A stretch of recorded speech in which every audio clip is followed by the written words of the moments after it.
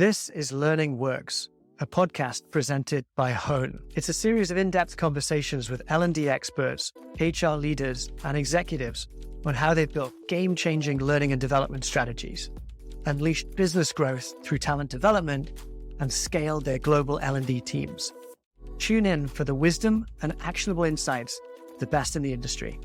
I'm Tom Griffiths, CEO of Hone. Welcome to Learning Works.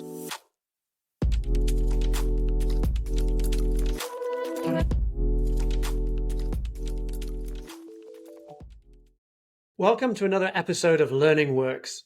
Today, I'm joined by Jeff Diana, a hypergrowth advisor, board member, former chief people officer, investor, and entrepreneur.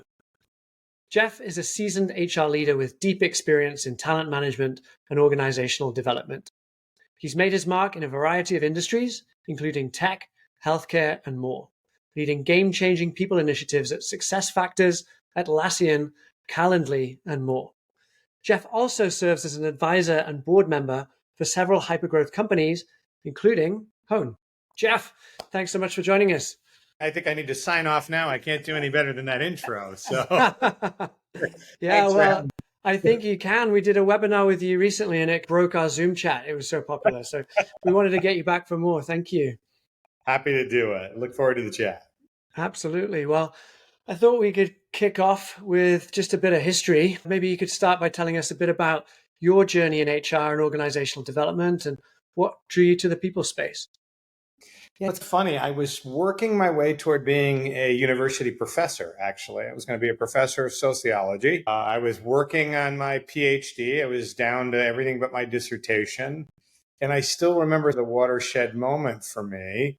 I actually was publishing an article with a professor of mine, which of course I naturally thought was wonderfully enlightening and thought-provoking. It was the role of the entrepreneur in collective action problems, I believe was what it was called back in the day. Very fancy, right? But it still hit me when the professor called me in to say we were getting published in the journal. And he just put the journal on his shelf and went right back to grading papers. And it was this moment for me of, wow, if I really want to impact at scale and have more of my hands in the mix, I've got to get out of academia and I've got to get inside the institutions where work happens. And I happen to be taking most of all of my graduate courses in the International Business School at the University of South Carolina. And they had an HR program run by an ex-head of HR from Allied Signal, a very well-known factory for HR execs. And so it just all fell together to me of if I'm going to really have the level of influence I want, and maybe not do it through others, but be more directly a part of it, I've got to make the jump. So that moved me into the people space. I still think when I'm fully done with HR stuff, Tom, I will teach or at least maybe guest lecture at somebody's class or two, because I really enjoy what that was. But that moved me into the people space. And I've really never looked back from there. I started at Bell South, an old telco company getting reinvented by technology. Broadband and all these other things were coming up that were changing that industry, and started in there as a recruiter. My first job was filling third shift, so the midnight shift, Russian-speaking temporary operators in Miami, Florida call centers. How's that for an easy wreck? Wow, that's quite specific. It was quite specific, but it was a great start for me of a really storied company and an industry that was going through a lot of change. And then I really had my world turned upside down in a good way when I joined GE. And I was there during Jack Welch's time and then the transition to Jeff Immelt, and really got to see HR at a scale and at a true nexus with the CEO of value that I had just never really understood was possible. And it set a lot of my perspective on business orientation and Six Sigma process orientation and just how impactful the people function can be when it has the right opportunity for voice, which obviously it's up for us to create, but at GE it had been created. It was part of the history of that company. And that sort of took me on the journey. You've seen me go from there. Yeah, that's amazing. It's a great backstory. And I think it's so inspiring to see how you've been able to take some of those well-established principles from well-established companies and bring them to startups that are coming of age or going through a hypergrowth phase and help them see around corners or accelerate their thinking and how they think about the people function or organizational development. And so on that point of moving from academia to industry and having greater impact and leverage, it's great to see you now doing that, not just in one role, but as an advisor across a number of companies. That's great. Well, it's been great. I mean, one of the things I learned from GE was that as much as it had this wonderful system, the idea that you lift and drop a set of approaches to another company will never work. Right. And I had done, at the time I was at GE, it was 300,000 plus folks and like the pinnacle of American industry. Amazing to see its fall and then rebirth now into 3 different companies.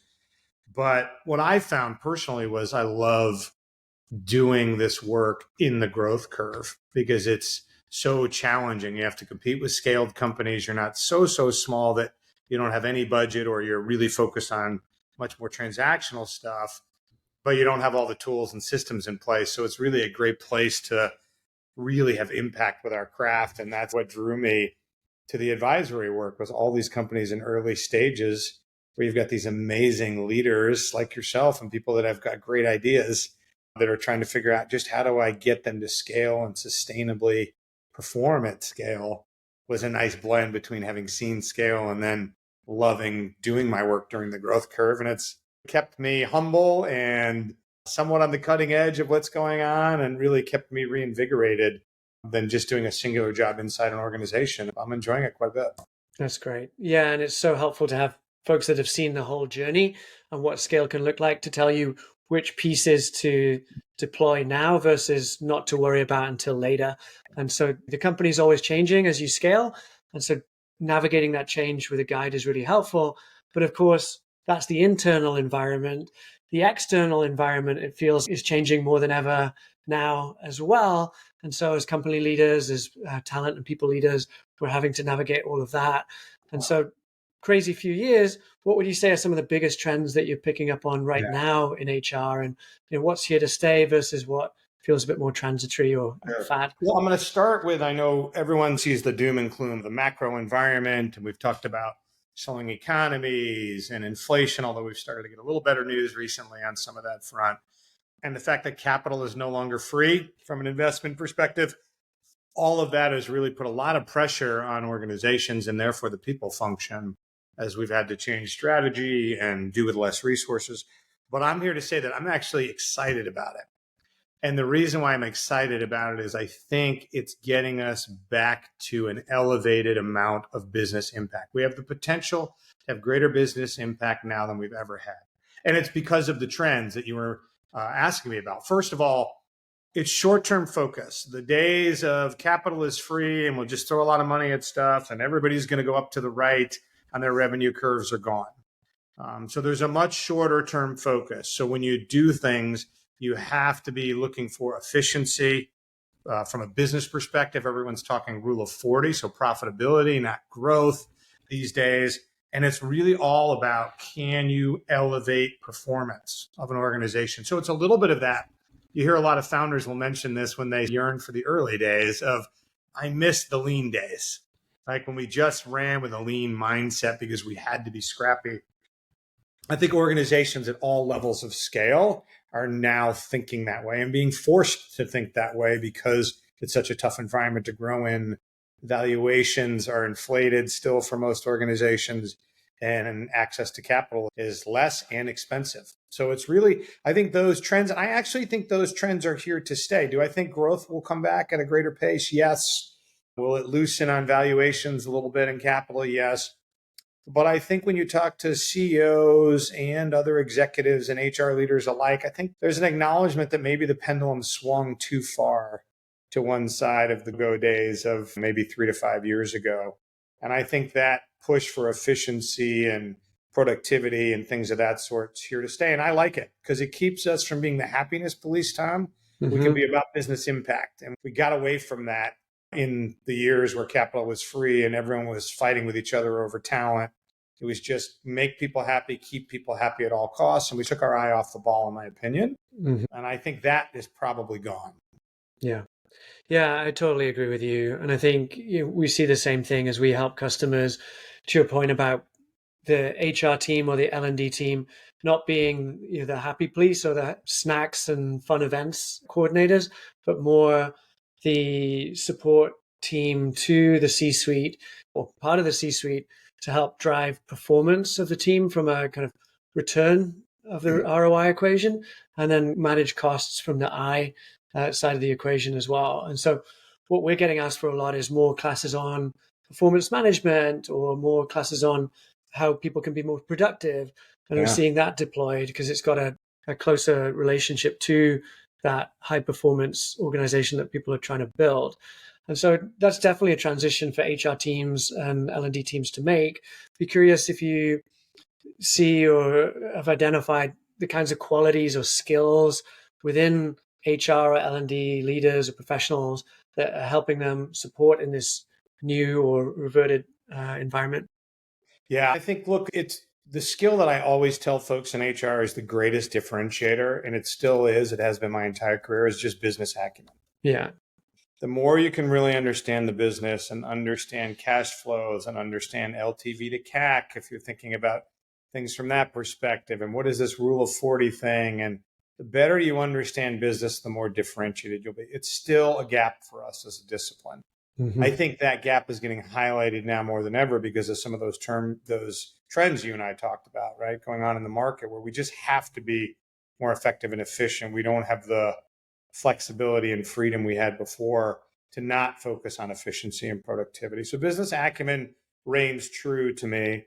I think the ability to communicate and market or sell your work has never been higher either. Mm-hmm. Because in this environment of less resources, less investment to make, and therefore less time to divvy up inside an organization, it's getting harder and harder to get people to focus and back the work that you want to drive, whether that's the price tag of an investment in technology or just an initiative you want to drive because everybody's focused on what they have to get done.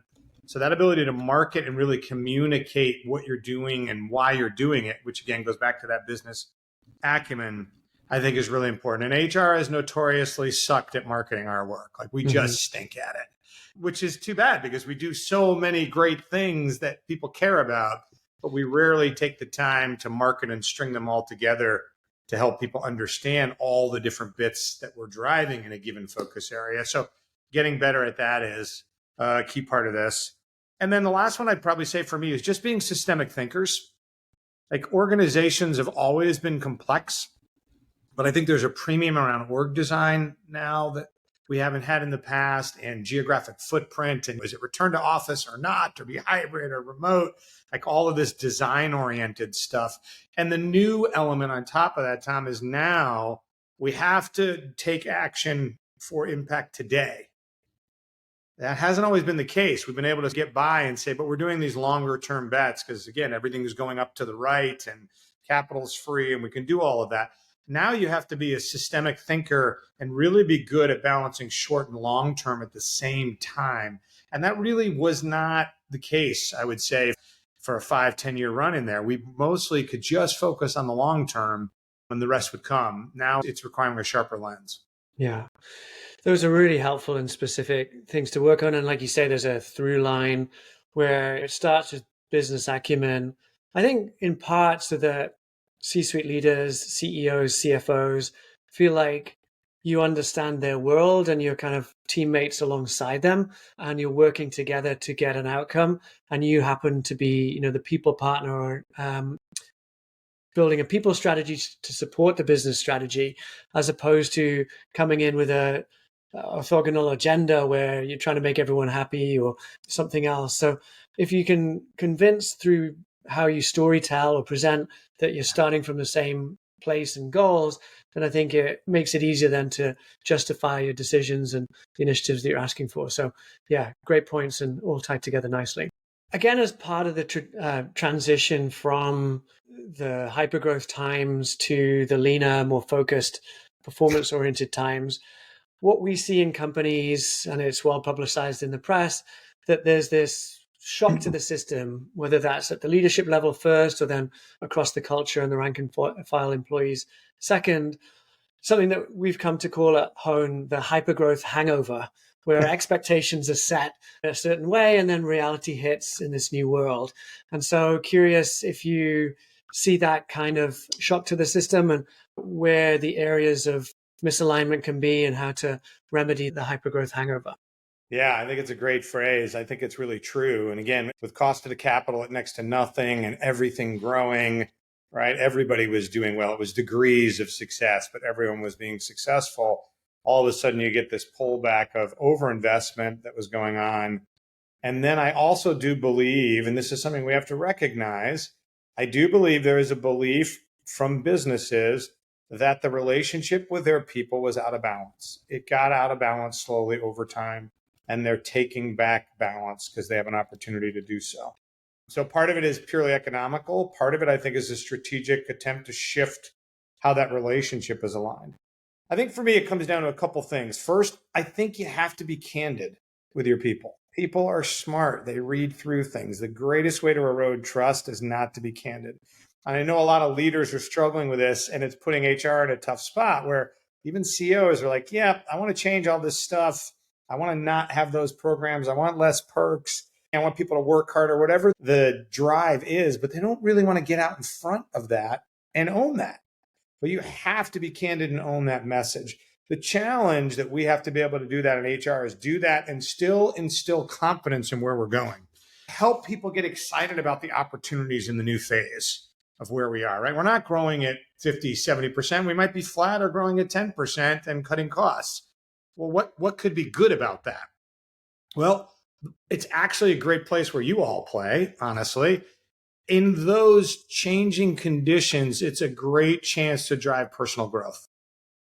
It's really a different experience. And again, I think the pendulum has swung. So we'll see some of this going forward, maybe not to the extreme it's moved. It'll balance back a little bit more. But this opportunity to really grow and develop yourself. Why? Because you have to be leaner. You have to be scrappier. You have to be a better system thinker and process-oriented person because you need to get scale and efficiency out of the work that you do. You have to find a different way to inspire people if you're a manager. All of these components can add to your skill set. And we just have to take the time to help grow our people in those skill sets and give them the opportunity to practice and learn and experience this new situation, this new reality we have in business. So yeah, we may not be doing all the same things up and to the right and have every perk on the planet, but most of that stuff, honestly, wasn't driving why we were at an organization or the impact of our work. So how do we get re-energized and focused on that, take advantage of this set of experiences to better develop ourselves and learn in a new set of conditions? It's the same as me going from a really large enterprise to a startup. Totally different set of conditions going from one industry to another, a growth business to a small margin business, right? All of these things make us more skilled, more adaptable. And so we have to sell that. And I don't sell in the sense of make up the value out of it, just help people understand there is a lot they can get out of this. And what a personal brand opportunity to say, not only was I part of this great growth curve, but I helped a company or my function grow through that in this new world that we're going to see a lot more often. Now I'm not only a well-branded talent for hypergrowth, but for situations where growth is harder to find, that's only going to make us more marketable. And in this market where there's not a lot of opportunity right now, that further improves my career brand. So there's things we can show people and talk about as long as we're candid and honest. The last thing I'll say, and this one I love, just like we talked about the broader trends and why it might be a tough time to do this work, it might also be an amazing time. We have always talked about it's about the mission, the work in front of us, and our culture. We've always talked about it. Every CEO talks about it. Every HR professional talks about it. How much of that was really our value prop? I might challenge how much of that really was. Yep, we talked about it a little bit. It really wasn't the core of our value prop. It was equity, it was perks, it was promotion rates, it was cash compensation, it was a lot of monetary stuff. Now it has to be about that stuff.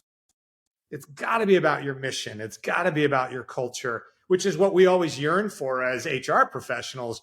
And it's right there for us to reorient and pivot around and find the people that are compelled by that. And the ones that aren't may go find something else when the time comes. I understand quiet quitting and all of that because the times are tough. But it's going to go full circle and we have a chance to take advantage of that reset. But It starts with being open and honest with people about it, and then just instilling some confidence and excitement, which we can do. Yeah, there's so much wisdom and sharp observation and all of that. It definitely echoes what we see in the market right now too. Starting with, from our earlier discussion, business acumen, for helping people through that candor understand where the business is at, what the business is actually trying to achieve. It's not growth at all costs. It's Right. efficiency and margin and rule of 40, etc. If you can understand that, then you as a team member can interpret the decisions of senior management and help relay them to your team in a more authentic way rather than seeing just the negative impacts. So that's a growth opportunity. Love the point you made about making yourself more marketable in this new time, because I, as a hiring manager, having hired hundreds of people over various companies, sometimes you're a little wary of the folks that were at the hypergrowth companies that were just doing amazingly, and anyone that was on the ship was taken along with them. Folks that could really make a change and a positive change and a difference in a difficult environment, those are the folks that you want on your team in future roles. So love that is an opportunity for people right now. And I think, yeah, whether you're a leader or whether you're an individual, there may not be a ton of open org chart ahead of you in the way that there would be in a scaling company. So you're not climbing the ladder, so to speak, but you are really building, battle tested skills and getting battle scars that add to your abilities, again, like you said, as a leader or as a team member, that will make you more marketable in future through learning and development. So that's definitely where we see companies bringing us in, is how can I continue developing my high performers? If we were Sure. scaling, these folks would be managers or leaders by now. We don't have that headcount or that org room, but we do want to help them sharpen their skills. So it's a great outlet and opportunity on the L&D side.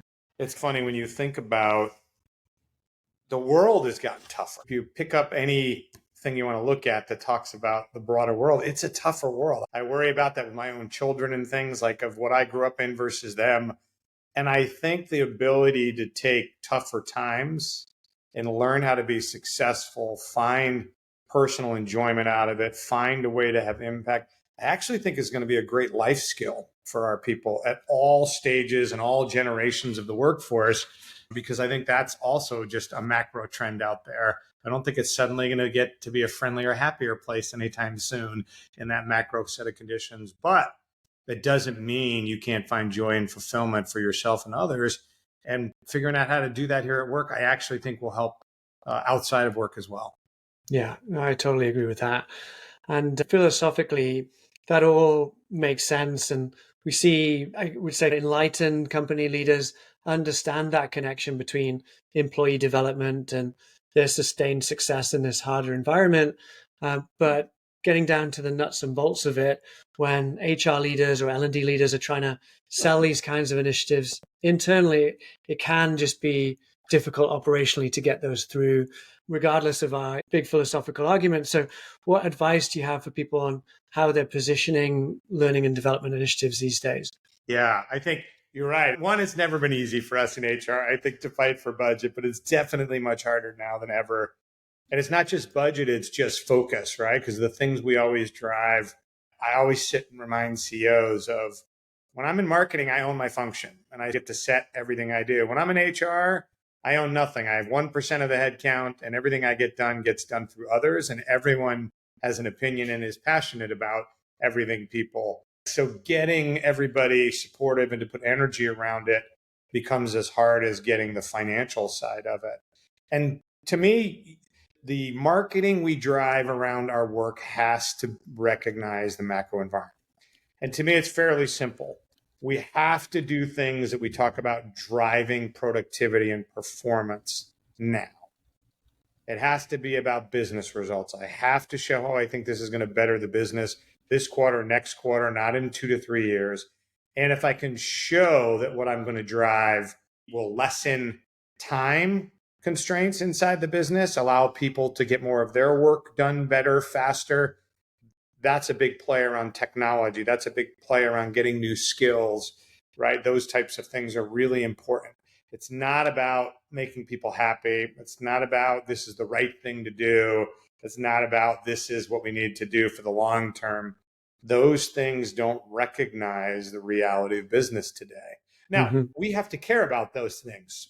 So don't hear my message wrong. Those things matter, but they're not the driving force in what I do, nor are they the driving force in how I sell the investments or the time I need out of the business. I just need to know, I need to do some things for long-term sustainability. And these things do matter. I do want my people happy. You're not productive if you're not happy, right?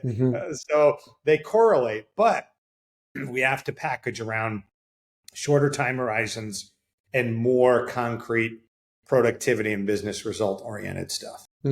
Yeah, I agree. And I think there used to be a strong argument around employee retention. And I think that's still there because it is costly to have to replace an employee, but the talent market has tipped more towards the employer's favor now. And so I think you're right. It is more about how can we get more done for less with the people that we have, and rather than how can we cling to the precious talent that we've got in case they go somewhere else, because there is a kind of employer favorable pool. Here's the other point on that, Tom. I do think, because we hear it all the time, well, I want to make my case, especially around learning and development, around activities, around retention, right? People leave if they don't feel developed in. That is a true statement, right? However, that same work around being developed to drive retention, I can make around if I make people more productive and the business is more successful, guess what?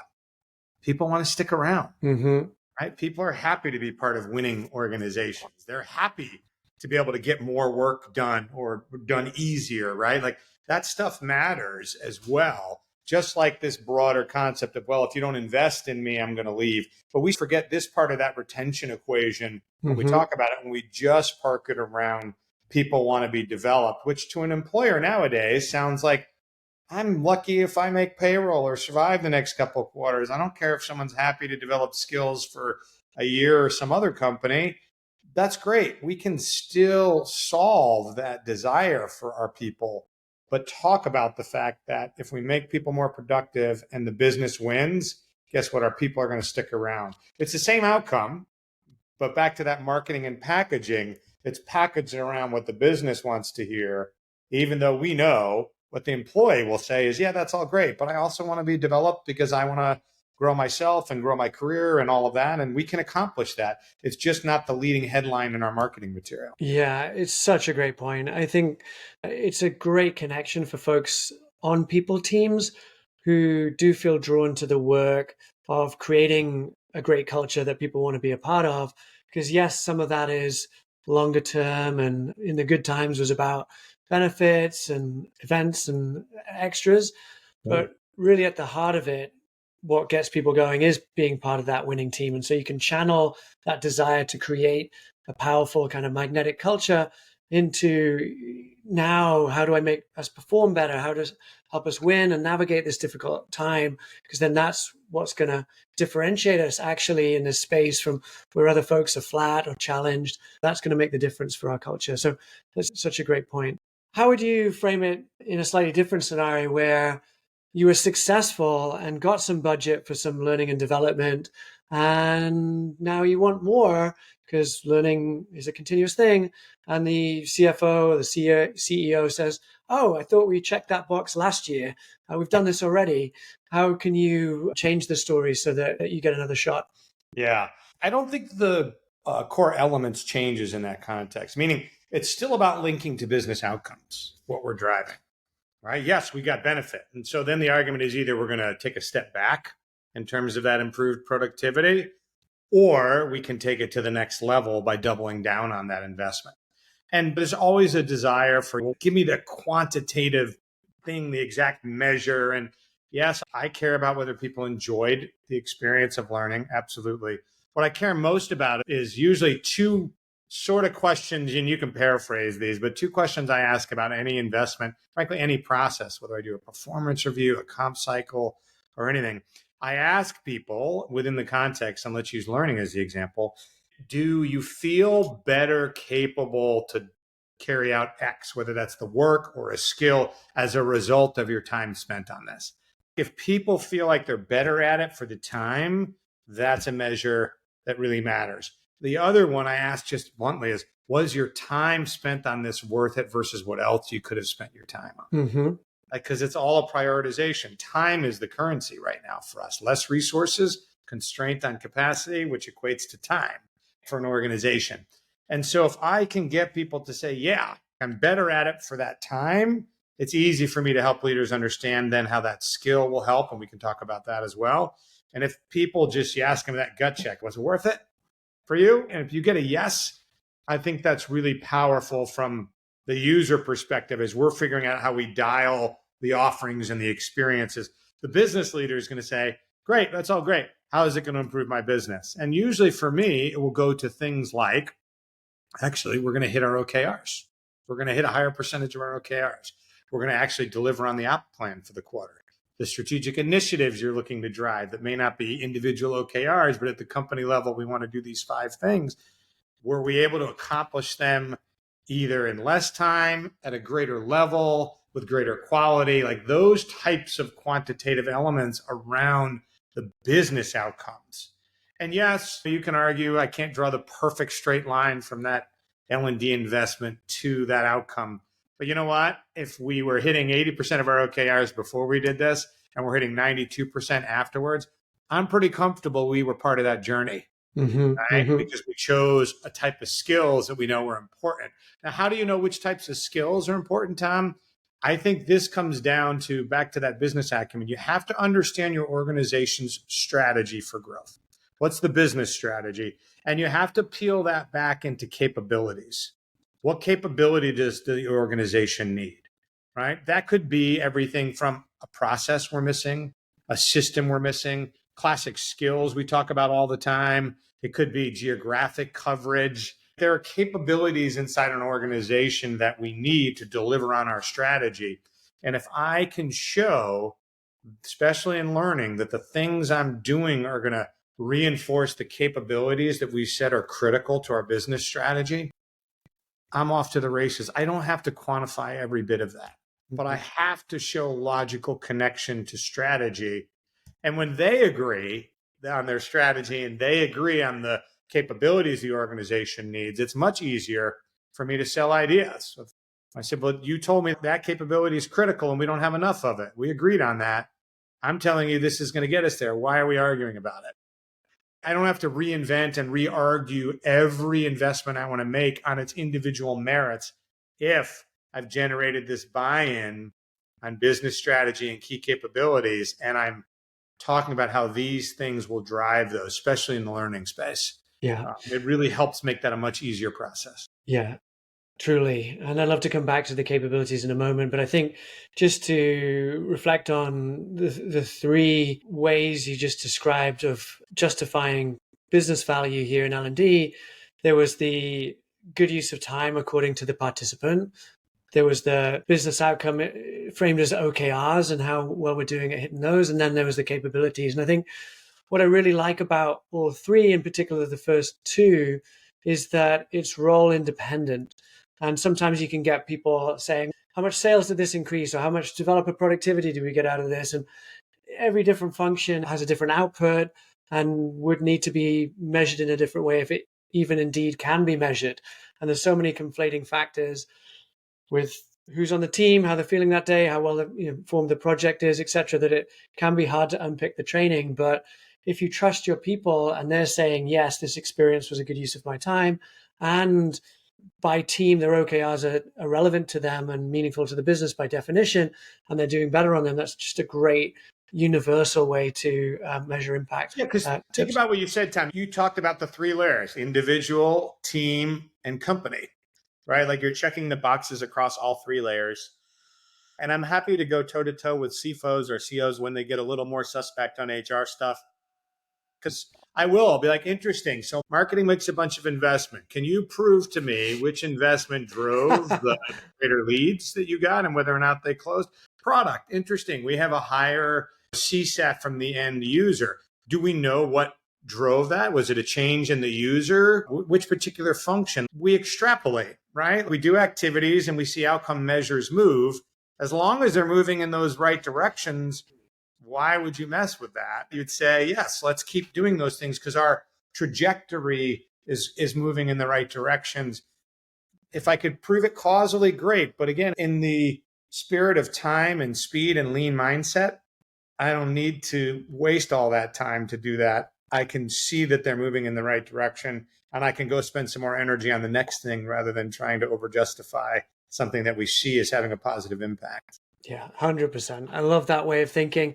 The other thought experiment that I do sometimes is, okay, imagine we cloned our company and one of the companies made the investment and one of them didn't.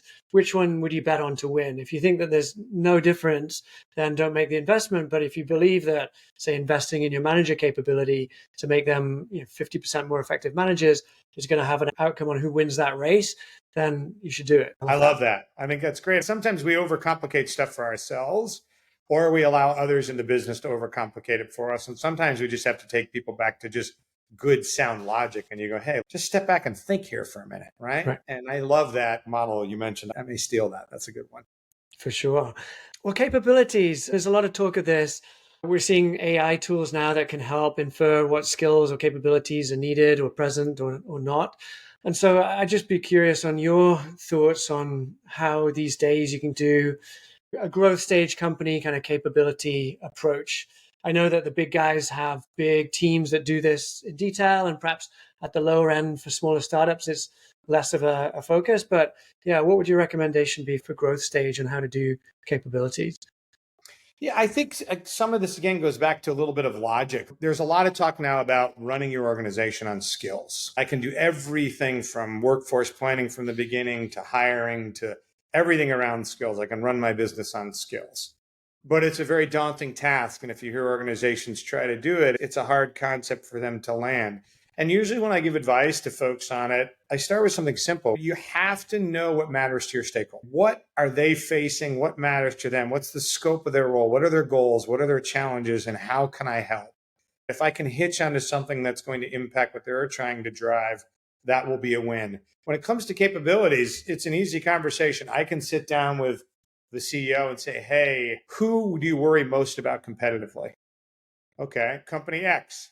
What's their secret sauce? Are they winning on product? Is it marketing? Is it sales? What is it? What do you think they're doing that's kicking our butt? And when they tell me what that discipline looks like, you can go out and you can do this either anecdotally yourself on LinkedIn, or there are plenty of technologies out there now that do this that will give you a profile of the people in that organization and the capabilities that they have.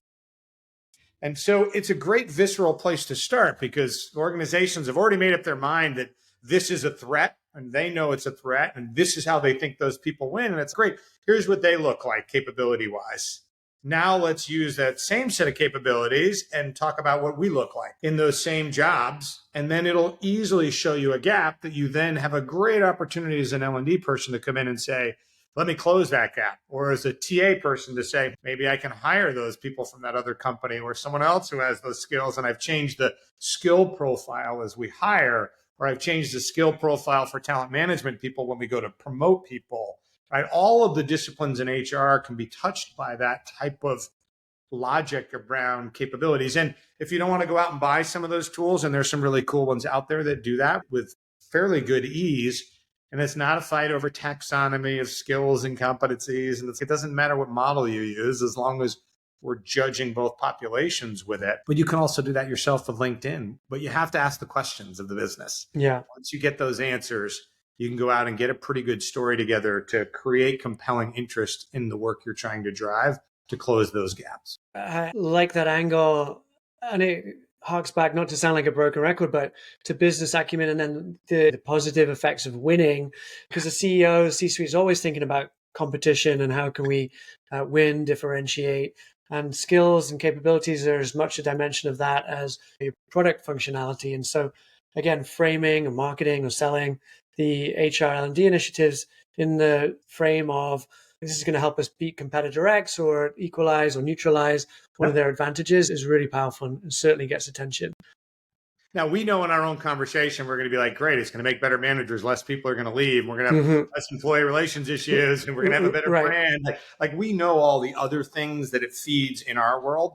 It's just not what we package and sell off of. Such a good point, because it's not necessarily a Trojan horse, but it's more knowing your audience and what matters to them, packaging it that way and getting all of the goodies that come along with it that have the extra impact. So what mistakes then do you see people make? This sounds great in theory. In practice, do people trip up on areas here, and how can we avoid mistakes when we're pitching the C-suite? I think the place to start, a lot of people don't take the time to really analyze their stakeholders.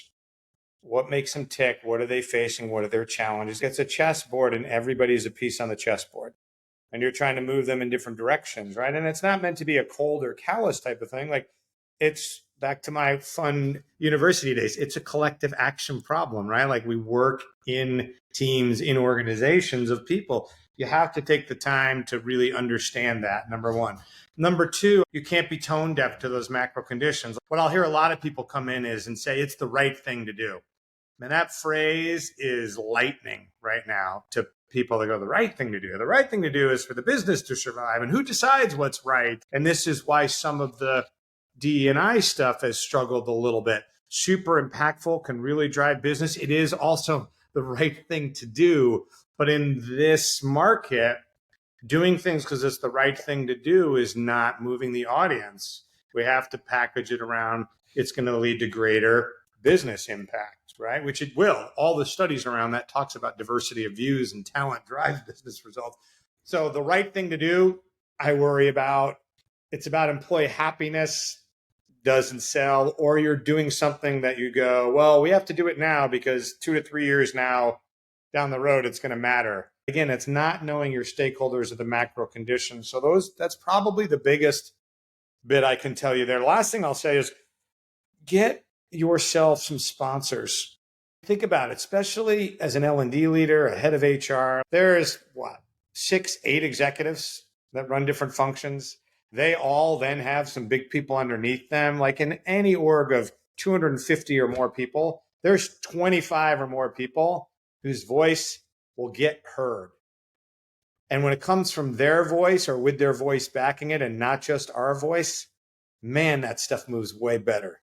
So you've got to build sponsorship and stakeholders, and you will find people by understanding all those stakeholders to go, they're going to care. And I know why they're going to care. And if I get leaders asking for it, or at least supporting my message, I'm going to get way more success, less scrutiny of the idea, et cetera, than if it's just HR coming in saying, well, it's the right thing to do. We have to make our people happy. Nowadays, you're going to get the door shut, right? Mm-hmm. Those are probably the best tips I can give you. Yeah, that's great. And I think, like I said earlier, if you can start from a place of partnership where you're speaking the language such that they believe that your motivations are the same as theirs, there's not this separate agenda, whether you say it's doing the right thing or trying to make the people happy, or even setting up for a future that may or may not materialize if we do it, starting from the same vantage point and then navigating in their world.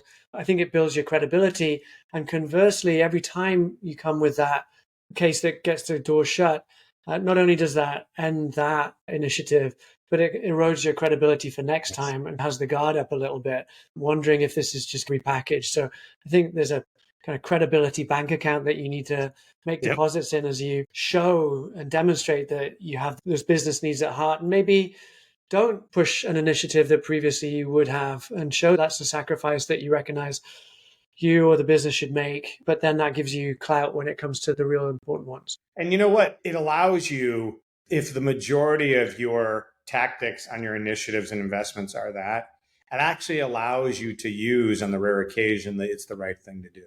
Right. Or to make people happy. Like, you can play that card once in a blue moon, but if it's your drumbeat, people in this market are going to say, boy, they just don't understand what we're facing here, to your credibility comment. So by shifting this strategy, ironically, when you really want to use that card, because you go, I am here to make sure we do the right stuff, and I play it really sparingly, I probably get to play it. Whereas otherwise they're going to go, oh, it's just the same old thing. So it'll have more impact. Jeff, as we near the end here, I would love to hear your thoughts on, yeah, sure, there's some difficult trends in HR we have to learn and adapt, but there are also opportunities in this moment in the HR function and L&D world. How do you see those opportunities at this time? I'll give you three ways because I'm really excited. I've hit a couple, and then I think I'll double click on one that maybe we haven't talked about a ton. The first one is we have a chance to help our function like never before. If we shift to being much more about business with a lean mindset, I think we can elevate our discipline, which I know we all want to do and has been talked about since the beginning of my career, and I'm sure before that, of the role that HR can play. The second opportunity in these tough times is what we talked about, which is we've always wanted to make our value prop around our mission and our culture. Now we again have that opportunity to do that because it has to be front and center as we've trimmed off some of this other program and perk and benefit spend. So again, let's take advantage of both of those opportunities, which will help our organizations and us with our agenda and what we know is great for our people. The third one we probably haven't talked about as much, which is, and I talk to folks all the time, whether it's the software company selling software or the HR person trying to buy software or drive an initiative of now is not the time to do it. I would actually argue now is the exact time to do it. And the reason why is while we're in this state of sort of slow growth and less hiring and less activity, more focus inside an organization, now is the time to drive critical initiatives and or technology changes so that we can really get those bedded down. Because if you look out 12 to 24 months and beyond, the markets are going to come back. Valuations are going to go up, capital is going to be freer, economies are going to grow better.